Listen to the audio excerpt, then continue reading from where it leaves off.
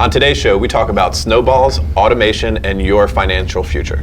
My question to you is, what is your favorite financial snowball? A financial snowball that you have set up, maybe you're doing it today, maybe you did it a while ago, and it's growing, and you cannot wait to see how big it gets. Check it out right now. Hey guys, today we are talking about financial snowballs, a term that we use for assets, probably the most common word for it. We like the snowball concept because of how it can grow automatically. You know, like picture a snowball rolling downhill, it gets bigger and it starts moving more quickly with time. And a lot of that is automated, right? Like that thing's rolling downhill and you don't necessarily have to do anything or do much to it to make that happen. That's why we like that. We like that idea of the snowball when talking about this kind of thing. And I think financial snowballs, or just general finance and saving money and assets, are such overlooked. All entrepreneurs are so focused on growth, make more money inside your business, top line revenue, do more deals.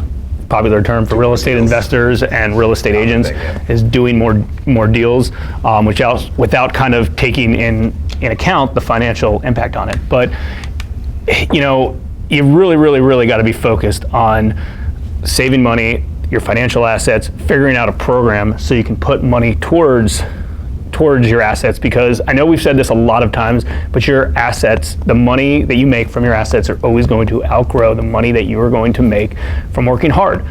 You know, we're working hard. I mean, listen, as entrepreneurs and business owners, we work hard. Yes, it's necessary, and yes, it's fun, and we love what we do, but it is hard work. And growing assets and making money through assets is easy work. It does it itself. So you really kind of got to get back to the basics and think of some, and we're going to go through some easy snowballs and easy financial snowballs that we have set up, and hopefully you can get an idea just from some of them. Hey, maybe you say to yourself, hey, I already have this one in place, that's great. Or maybe you get an idea of one that you can put in place. And let's be honest, a few bucks a day equals a few $1 million in the future. It really does. Putting away a few bucks a day really is worth millions and millions of dollars in the future. Yeah, and let's say that for a third time, that assets make a lot more money than working does. And we learned that lesson, you know, not right at the beginning, but a little while ago. And one thing that we did notice, and this is, you know, some inside information, but happy to share it anyways, that during one of the earlier years of HMB, one of our larger capital investors made more in a year than Jason and I did running the company for the whole year. Like his assets and doing nothing made more than we did working day in and day out. And we were like, well, that's an aha moment, right? Like, moment. Unfortunately, most people need those aha moments in order to take them to the next level, be like, wow, that's what I'm missing out. And that was one of ours when we looked at year-end reporting, and we're like, this particular person made more money than us. It's like, we need more money into our lender accounts. These assets will grow a lot quicker. So let's kind of just go over some of the financial snowballs that we have in place, and I think you should have in place. And anytime along the way, if you want to comment below related to some financial snowballs you have in place, I think that's important.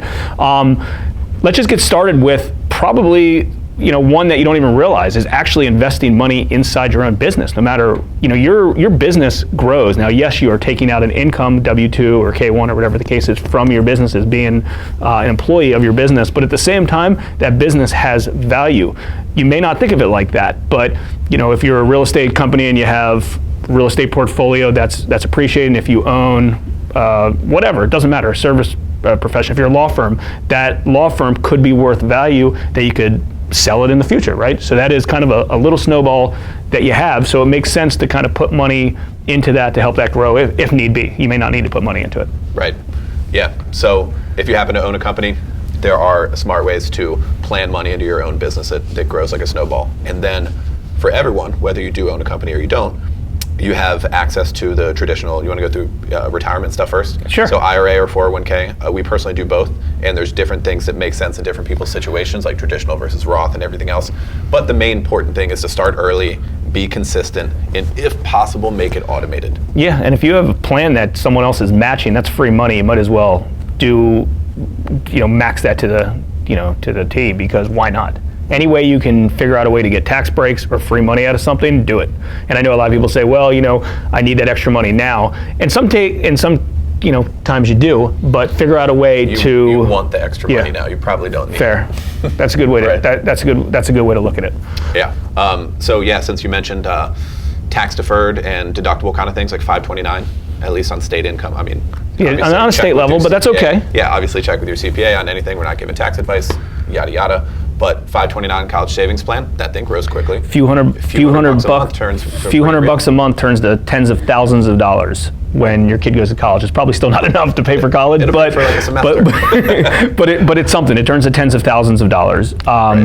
You know, and depending on you know what fund it's invested in, it really appreciates in time. And there's a lot of things like that. And I think the important thing, not to get off subject of some of these financial snowballs, but figure out a way to really automate it yourself so it doesn't make a major impact on you every day. You know, we've talked about in the past not combining your personal checking account, operating account with your saving stuff, because if everything goes into one big bucket, it's just going to get absorbed with your household and your daily expenses. But similar to that, auto debit it from an account, or set up a different account that money goes into that, so you don't have the opportunity to even touch it, and it goes into some of these accounts. So auto debit is right. So college savings plans, auto debit a straight savings account, and again, it can be $5, it can be $50, it can be $500, it can be $5,000, whatever your personal budget is. That's what you have to go off of. Yeah, consistency is key. Not that it's a huge amount. Yeah, moving along. Since you said auto debit, we'll jump in with another one we've been playing around recently. There are a number of financial planning firms out there now that are focused more on technology and algorithms and stuff, and less on salespeople and advisors, like Wealthfront, like Acorns. Acorns is a cool app and a web application thing that I've been using for a while. Jason just jumped on it recently, and it's just a really smart thing. The fees are low, costs like a quarter point a year, which is cheap compared to traditional like investing services. It's automated, like I said, and it seems just consistent, and it works. Like, it's not the biggest snowball in the world, doesn't have to be, but it grows like that. Yeah, it's about a snowball. You start small, right? That's what this is all about. You need to have a lot of these different buckets and a lot of these opportunities going. So purchasing a primary residence house is something that people overlook a lot of times, but it's one of those things that you get some sort of tax benefit from interest that's paid, depending on your tax bracket, and at the other, and on the other end, hopefully that thing appreciates over time. That's appreciating over time as you're paying down your mortgage. And you're paying it down. When you're going through your monthly bills, like, be mindful of the fact that, X amount is going to interest, maybe $1,000 is going towards principal. You're paying yourself. Yeah. You're paying yourself $1,000. Yeah, that's right. And the thing is this, 30, you say, hey, well, what happens in, this is a long-term thing. It's 30 years. Okay, well, a lot of these financial snowballs may be long-term. There's ways to make cash tomorrow, but the purpose of snowballs is so you wake up in 30 years and, there's some of you that may be super young, and in 30 years from now, you're not gonna be all that old. And even if you are a little bit older, 30 years, and a lot of snowballs are set up, not necessarily for you, it's set up for the next generation after you anyway. So you do whatever you got to do to, kind of creatively structure these things. Yeah, when Jason and I were texting last night, chatting about this topic, because we were going to do a show, and also just because we're generally obsessed with it. And I was sitting there, we were talking about primary residence and this and that, and I was like, I'm sitting in a snowball. you can live in this snowball. Yeah. You can't live in all of them, but other kinds of real estate, obviously that's very applicable to what we do. Rental properties and everything else, that's can be a business unto itself. But rental properties are arguably probably the best snowball, and the only snowball that you can actually get full leverage on, have someone else pay the debt for it. It appreciates, and maybe even get an arbitrage on it every month. Now, don't get me wrong, I'm not stating that owning rental real estate is just a straight passive investment. It's a tougher investment, and that's why it also usually populates one of the better returns, because it is a little bit more of an active investment. Some of these things are active, some of these things are passive. Some places you can just park money and get a good return. Other ones, maybe rental real estate, for instance, is a little bit more active, but it spits out good returns, so it's something to entertain. Yeah. Is that all? Do we have more? Yeah, think outside the box. Think outside the box of auto debiting savings money, putting money into a stock portfolio, even if it's a Scottrade account, putting money into a money manager. There's thousands of snowballs. I'm really curious some of your financial snowballs you're doing right now. Comment below. If there's one we're missing that we need to know about. Invest in private mortgage notes. Cash under the mattress, but it doesn't grow. It doesn't snowball. It doesn't. So yeah, if there's something we're missing that you want to comment on, definitely let us know. We could always use another snowball.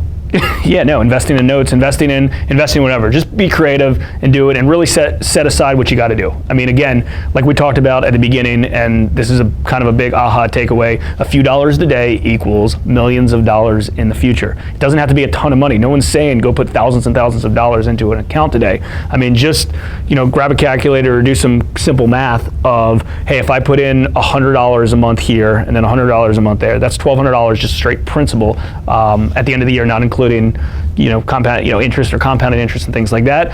Now times that by 20 years, 30 years, 40 years, or whatever the case is, and it grows and grows and grows. So it's a really powerful tool, and we've been, like Chris said, obsessed with it over the last few years. Maybe after reading Warren Buffett's book, The Snowball. If you haven't got that, you should pick that up. It's a long read, but it's certainly worth it. So, got anything else to add? No, I think I'm good for today. Cool. Well, hopefully you guys found this to be worthwhile. Any other topics like this that you'd love to hear, comment below. Happy to share them. Like, comment, share, subscribe. Thanks, guys.